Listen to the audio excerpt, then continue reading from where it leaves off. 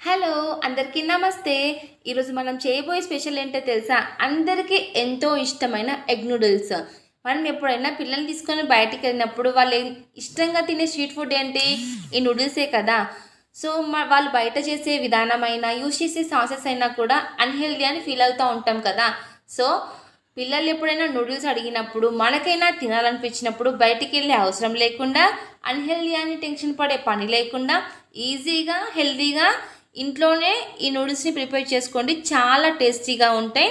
ఇంకా మనం లేట్ చేయకుండా ఈ ప్రాసెస్ ఎలా చేయాలో చూద్దాము. ఫస్ట్ మనము ఇక్కడ 1 cup carrot, 1 cup capsicum, 1 cup సన్నగా తరిగిన క్యాబేజీ, ఇంకా ఒక 5-6 ఎగ్స్. ఇక్కడ నేను సుజీ నూడిల్స్ని తీసుకుంటున్నాను.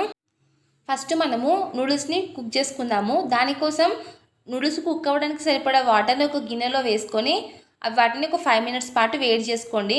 అందులోనే మనకి సరిపడా క్వాంటిటీ నూడిల్స్ని వేసి అందులోనే కొంచెం ఆయిల్ వేసుకొని ఉడికించుకోండి. ఇక్కడ మనం ఆయిల్ ఎందుకు వేస్తున్నామంటే ఇట్లా ఆయిల్ వేయడం వల్ల నూడిల్స్ ఒకదానికొకటి స్టిక్ అవ్వకుండా ఉంటాయి. వీటిని ఒక 5 to 10 మినిట్స్ వరకు హై ఫ్లేమ్లో ఉడికించుకుంటే సరిపోతుంది. పర్ఫెక్ట్ నూడిల్స్ అనేవి ఉడికిపోతాయి. నెక్స్ట్ మనము ఒక కడాయి పెట్టుకొని అందులో కాస్త ఆయిల్ వేసుకొని ఇందాక మనం ఎగ్స్ నూడిల్స్ చేద్దాం అనుకున్నాం కదా. సో ఈ ఎగ్స్ కూడా వేసి వాటిని మంచిగా ఫ్రై చేసుకోవాలి. ఎగ్స్ని మనము ఈ విధంగా ఫ్రై చేసుకున్న తర్వాత ఇందులోనే కొంచెం కారము, కొంచెం ఉప్పు వేసి ఒక 3 మినిట్స్ పాటు ఫ్రై చేసుకోండి. వీటిని పచ్చివాసన లేకుండా మంచిగా ఫ్రై చేసుకున్న తర్వాత దీని అంతటిని ఒక గిన్నెలోకి షిఫ్ట్ చేసుకోండి. పక్కన మనకు నూడిల్స్ కూడా పర్ఫెక్ట్గా ఉడికిపోయినాయి. ఇవి ఒక 10 మినిట్స్ పాటు మీడియం ఫ్లేమ్ టు హై ఫ్లేమ్లో ఉడికించుకుంటే సరిపోతుంది. వీటిని 90% వరకే ఉడికించుకోండి. బాగా మెత్తగా ఉడికించుకున్నా కూడా బాగోవు. ఇక్కడ చూడండి, ఈ హాట్ వాటర్ని మొత్తం మనం వడగట్టుకొని నూడిల్స్ మొత్తం మునిగేంత వరకు చల్లనీళ్ళు వేసుకొని ఒక 5 మినిట్స్ పాటు అలాగే పెట్టుకోండి.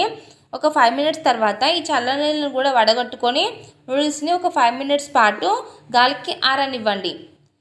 ఈ లోపల మనము మిగతా ప్రాసెస్ చేసుకుందాము.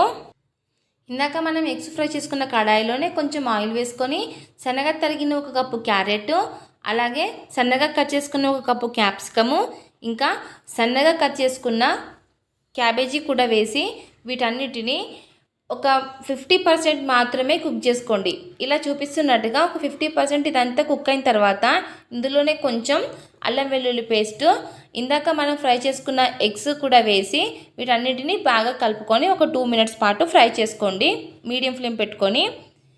ఇవన్నీ బాగా ఫ్రై అయిన తర్వాత ఇందులోనే ఒక 2 స్పూన్స్ వరకు సోయా సాస్, అలాగే ఒక 2 స్పూన్స్ వరకు పచ్చిమిర్చి సాసు ఇవి వేసుకొని ఆ కూరగాయలు ఇంకా ఈ సాసెస్ బాగా కలిసేలా బాగా కలుపుకోండి.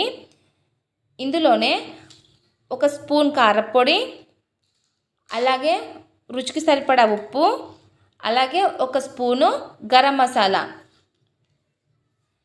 ఇవన్నీ వేసుకొని బాగా కలుపుకోండి. ఇదంతా కూడా ఒక హై ఫ్లేమ్ పెట్టుకొని ఒక 1 మినిట్ పాటు కంటిన్యూస్గా కలుపుతూనే ఉండండి. ఈ వెజిటబుల్ సాసెస్ అంతా మసాలాలు ఇంకా బాగా కలిసిన తర్వాత మనం ఇందాక ఆరబెట్టుకున్న నూడిల్స్ కూడా వేసి బాగా కలుపుకోండి.